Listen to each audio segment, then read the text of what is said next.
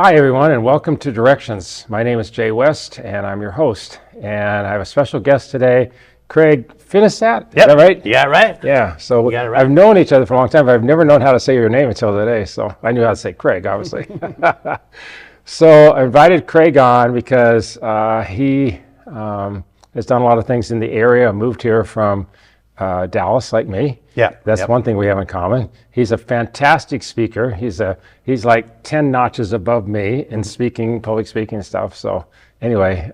You're very kind. Thank you. Yeah, you don't have to look there. Just look towards me. They'll follow you. So anyway, I want to know, because this show's about directional changes, I want to know some things I don't know.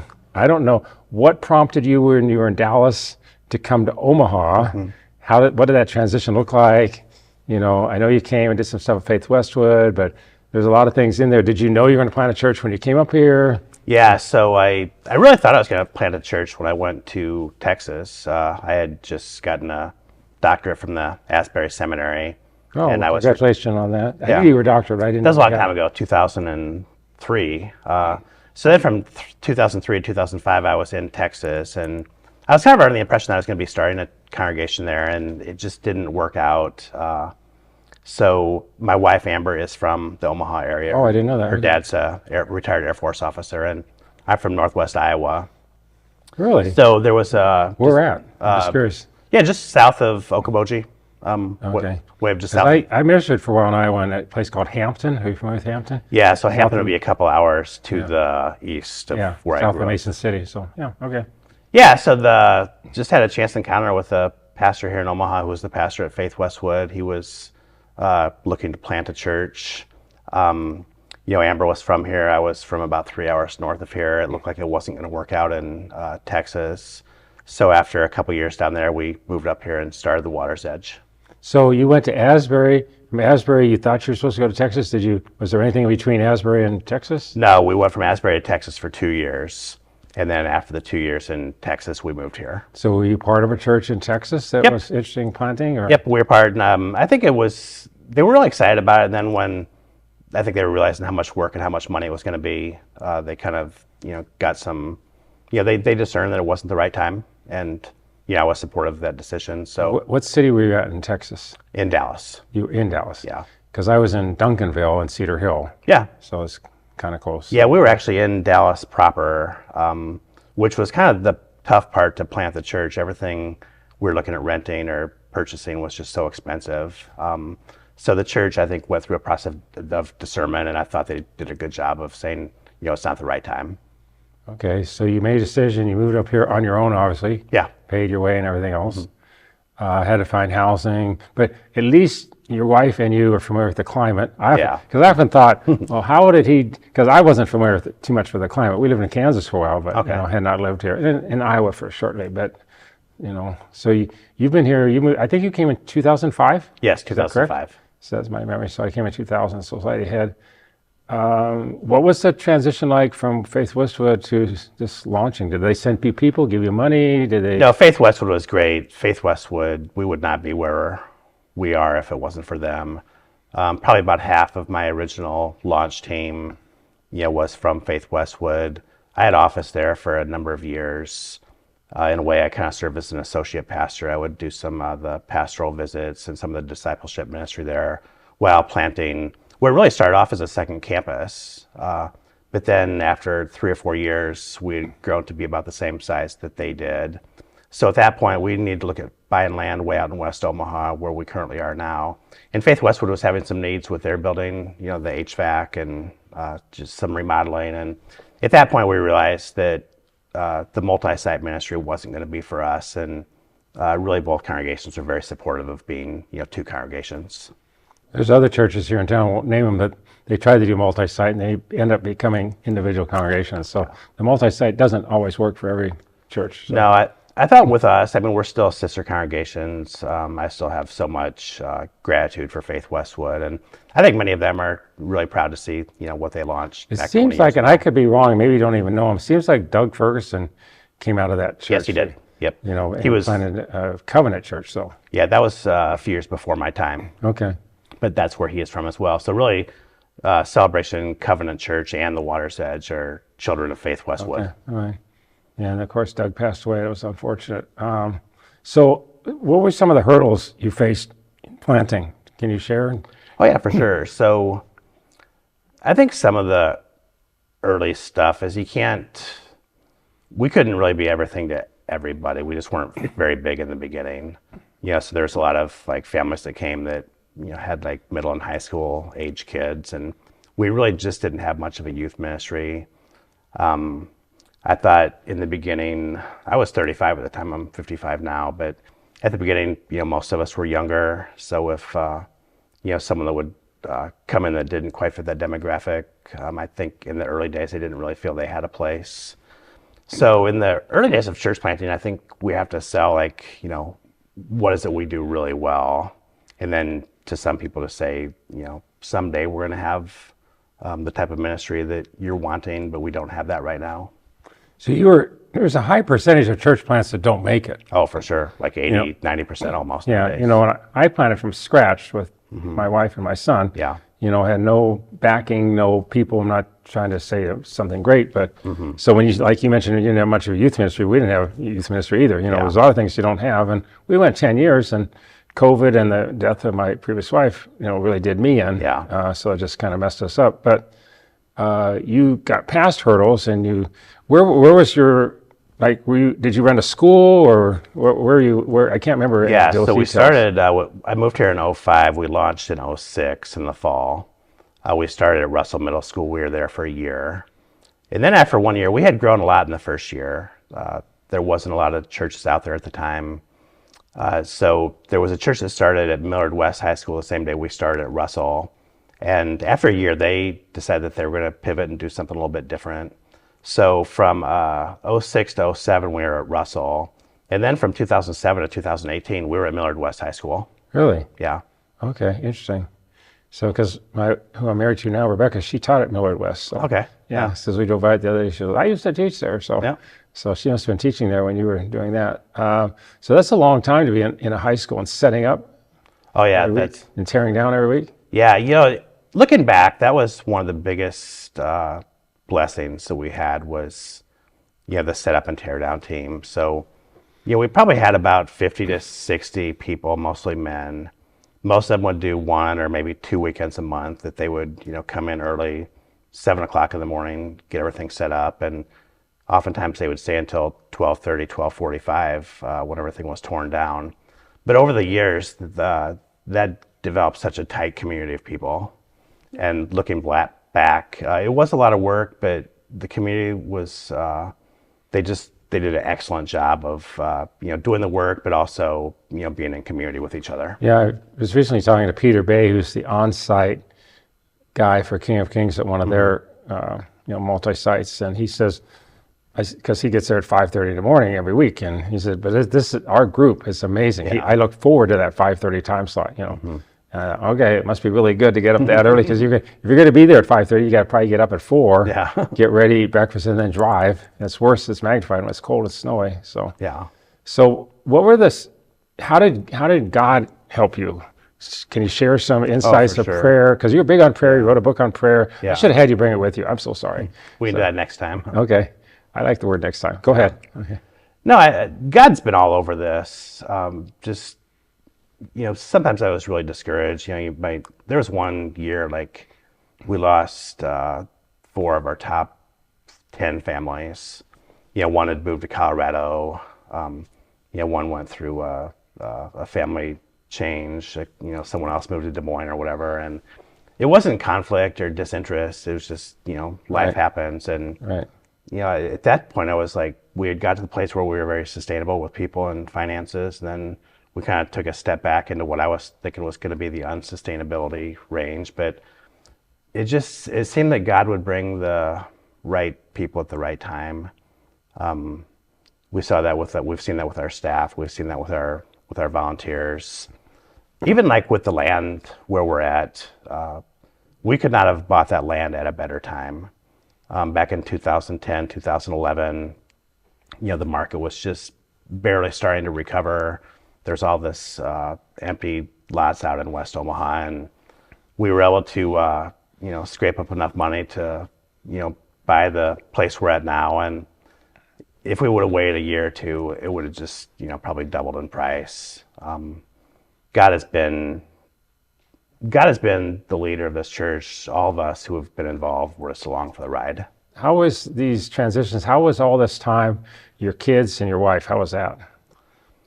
Yeah, it's been, I think about that a lot.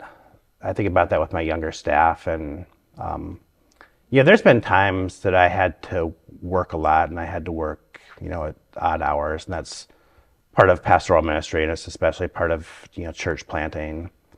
I think there's been some times when I've been too active in the church and too much pastoring.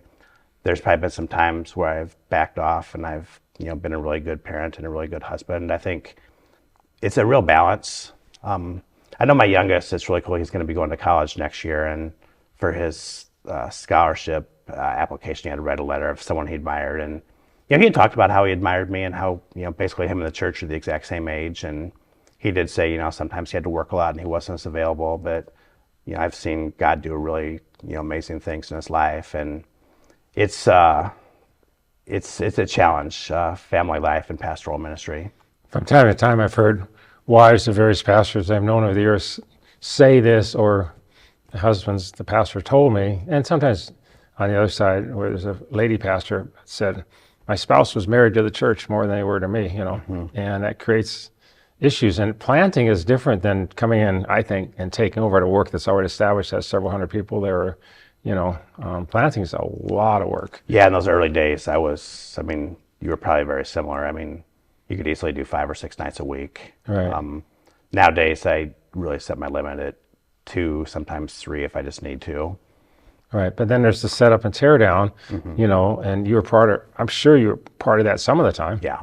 So you wouldn't just say, we'll recruit people, but I'll sleep until 8, So. Yeah, if I wasn't working on my sermon, I was usually there. Yeah, we attended your church Sunday, and it was funny because you were talking about being prayed for by the kids. I couldn't figure out exactly what you were talking about. And then you said your sermon wasn't ready, and then you said something about, it was ready at 7. I thought it was funny. So you're a funny guy. I'll tell you, if you need a church in town, one of the best churches in town is Water's Edge. We've been there a couple of times visiting, and I wanted to hear you speak before interviewing you. I'd never heard you speak. We've met, we've talked Many times, yep. You were amazing at the how many years ago was it? Maybe 3 years ago now. The prayer breakfast at King of Kings. Yep. Everybody raved about your prayer time, because a lot of people got up and talked a lot and didn't pray very much. You got up and prayed a lot and didn't talk very much. Mm-hmm. So that was very refreshing. So I think, I've never gone wrong with praying more than talking. Yeah. And you wrote a book on prayer. What's it called?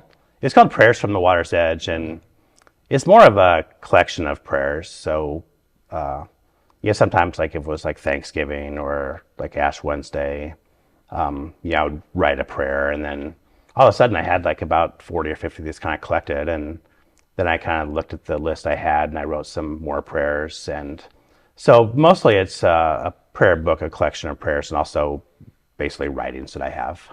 So how did you select the name Water's Edge, and were there other name contenders?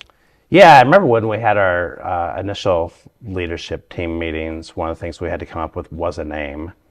And it didn't come to us right away. I asked the team, there's probably like 12 of us on the launch team, to come up with various names. And we all came back with 2 or 3 names, and none of them were very good. It was all very predictable for what you think a church would be named back in 2005, like, Living Grace, Active Faith, all those sorts of things.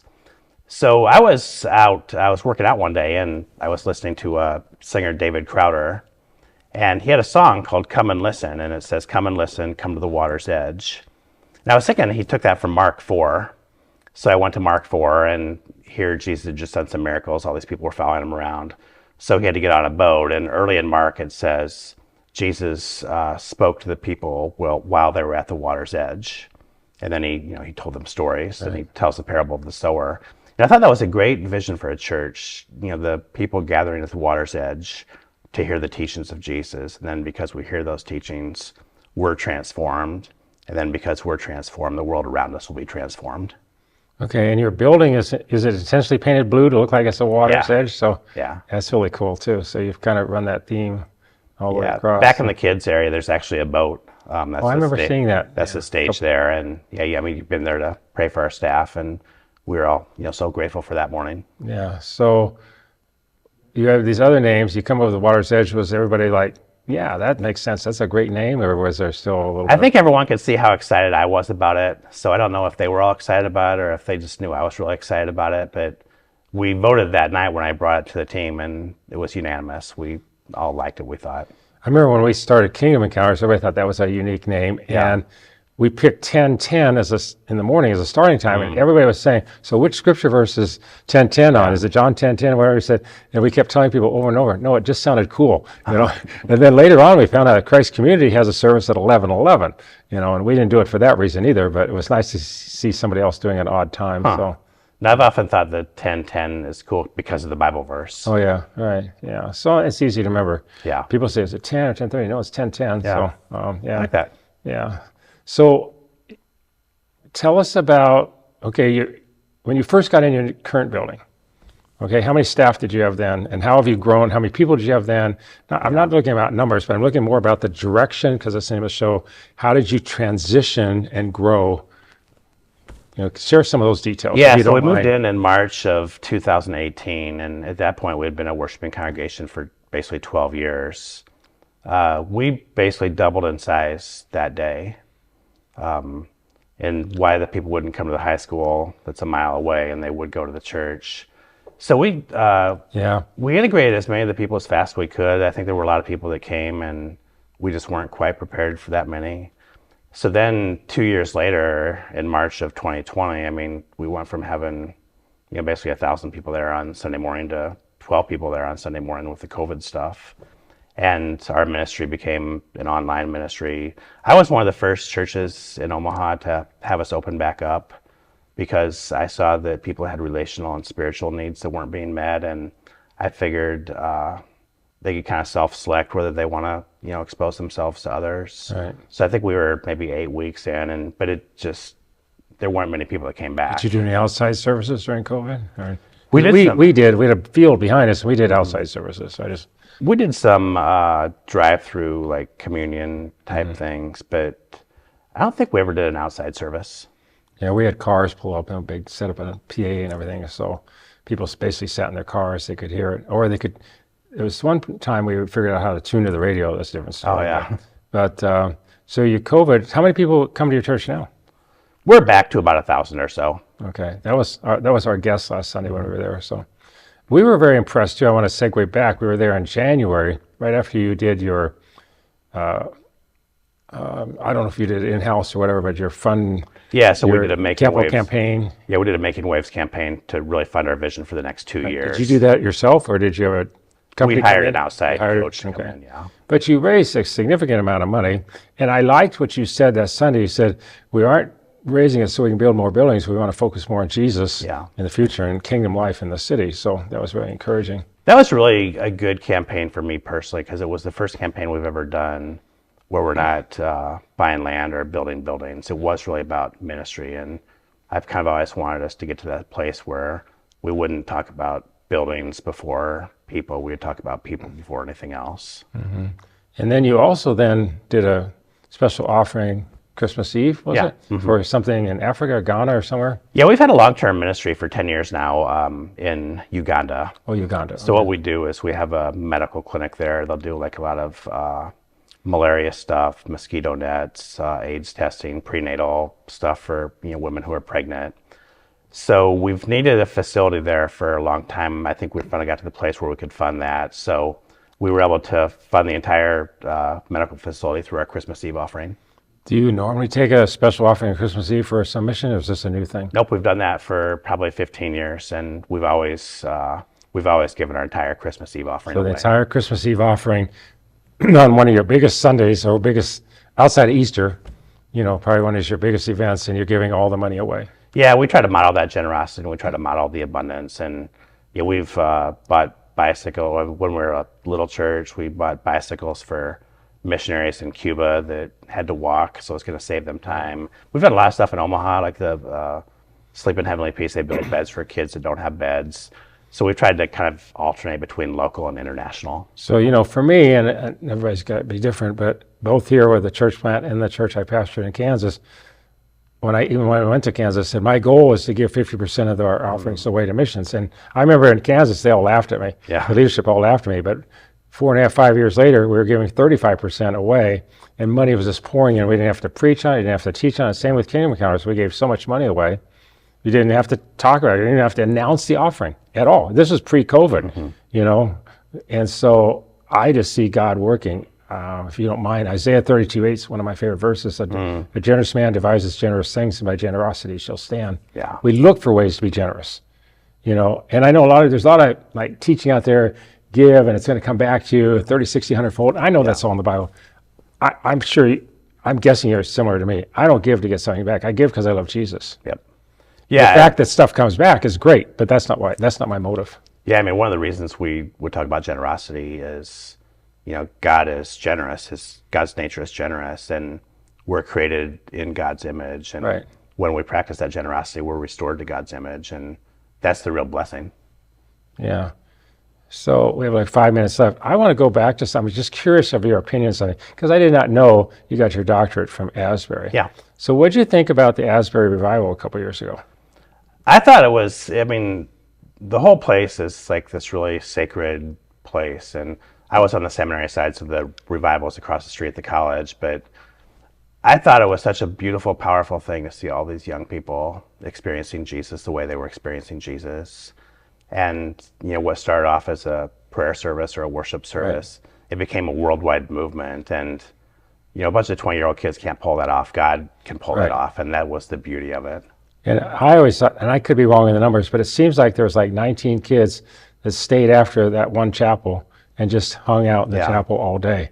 And more people heard that people were hanging out, and more people started drifting in. And in a matter of 3 days, it's packed. Yeah, so I think the last big one was before I was there. Right. And so even when I was there, like this was 20 years ago, people were from the seminary and the college were all praying for revival to happen again. So they've prayed this prayer for decades. Right. And I believe if you pray for something long enough, God's going to bless it. How do we like harness that hunger, say, for our city? Yeah. What do you think? I think you start with what those people were doing all those years. We just pray for it. There's some really good. One of the things I love about Omaha is there is some really good connectedness within some of the congregations. There's a couple different networks, and I think we all, it doesn't happen on a whiteboard where we're planning. It happens on our knees when we're praying. Mm-hmm. So, on Water's Edge came out of Faith Westwood. Faith Westwood is Methodist. Yeah. You went to Asbury, which is Methodist. Were you raised Methodist? So I was raised Lutheran up in northwest Iowa, and most Scandinavians are. And then when I was my wife Amber, she went to graduate school at the University of Kentucky, and when we were living there, we started going to United Methodist Church. Okay, so you just started going even though you were raised Lutheran. So yeah, it wasn't. There's not many Lutheran churches in the South, and it was kind of the church in the corner that was nearby, and I didn't have an allegiance to. And I still don't have an allegiance to any denomination. I don't either. I was raised Lutheran, but in preaching and teaching, traveling, I've been in 65 different denominations. Yeah. People ask me, how did those doors open? I said, it was God. A lot of them, I didn't knock on them ever. Anyway, different story, but God, I'm going to a new one. I'll get to number 66 denomination in April. I'll be at an Anglican church in Charleston, South Carolina. I love Anglicans. They're wonderful people. Yeah, so I get to be at that in Charleston for a morning and evening time, so I'm excited about that. So what else do you want to share about directions and what's coming up for your church? Where do you see yourselves 3 years from now, 5 years from now? Yeah, so part of the Making Waves was really a vision. It's a 2-year vision. So one of the things I really have a heart for is international missions. So we're trying to have a missionary that we're the primary supporter for on all 6 continents. So right now we have 4, and we're still looking for Asia and Australia. So that would definitely be one of the things we're looking at is the international missions. We are excited. The hospital in Uganda is under construction now, or it's more of a medical clinic. It does serve as a hospital there, so that's under construction. One of the things we've been really praying about a lot is evangelism and sharing our faith. Right. I think in the early days, we had to get like a critical mass of people. Then we did start to focus on purchasing land and buying buildings. And our culture, the society is so busy. There's like kids sports and work and technology and all these sorts of things. And I don't think that people have like said, okay, I don't believe in God. I think people have just said that I'm just kind of busy, and church is just like a very small part of my life, or it can't be part of my life right now. And we really want to be invitational to people to share the love of Jesus. So it appears that when we drive up and there's all these cars pulling in, it seems like you're doing good work, and we have a minute left. How much land do you have there? We have 26 and a half acres. Okay, and I know you've done some development the outside. You've got a walk to a cross, kind of a prayer walk. You've got a playground, Yeah. nice area for your community, which a lot of churches focus on themselves, but not their community. So, I mean, my observation of you is you have an outward focus all the time. So, Yeah, it's for sure. I always think about Jesus. He didn't spend a lot of time in the temple. Right. He was out and about, and we try to do that as well. majority of his ministry happened in the marketplace. So, yeah, it's cool. Well, thanks a lot for coming on. Oh, it's the been show. great. I So, appreciate you having me. appreciate you. Thanks for tuning in today to Directions. We'll see you next time. God bless you, and have an amazing week. Bye-bye.